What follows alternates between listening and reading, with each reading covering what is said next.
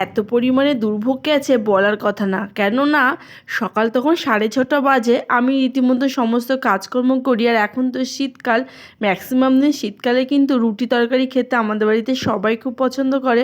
আর আমার ছেলেও যখন স্কুলে যাবে তখন কিন্তু আজকে রুটি খেয়ে গেছিলো।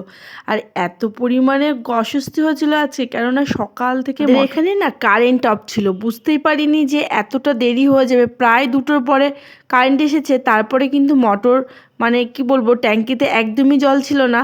আর আমি এদিকে দেখো ছেলে স্কুলে যাবে বলে বেশ আরামে ওকে খাইয়ে দাইয়ে ওর টিফিনটা গুছিয়ে রেডি করে দিচ্ছি। ভাবছি যে একটু বাদেই সব কাজকর্ম এবার করতে থাকবো।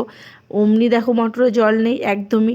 তো যাই হোক, 2টোর পরে কারেন্ট এসেছিলো আর অসুবিধা হয়নি। আর ছেলে না স্কুলে যাওয়ার সময় দাদার সাথে এত দুষ্টুমি করে, দেখো আমি আবার ভিডিও করছি বলে আমাকে খাইয়েও দিতে যাচ্ছে। তারপরে কিন্তু ছুটতে দৌড় দেবে। আমি বললাম, কী করছিস কী করছিস? বাবার জন্য যে রুটিটা দিয়েছি টিফিনটা, বাবা একটু কাঁচা লঙ্কা খেতে ভালোবাসে, কাঁচা লঙ্কা নিয়ে যা। তারপর আবার দৌড়ে গিয়ে ওকে কাঁচা লঙ্কা দিয়ে আসলাম, আর ওর ছেলে স্কুলেও বেরিয়ে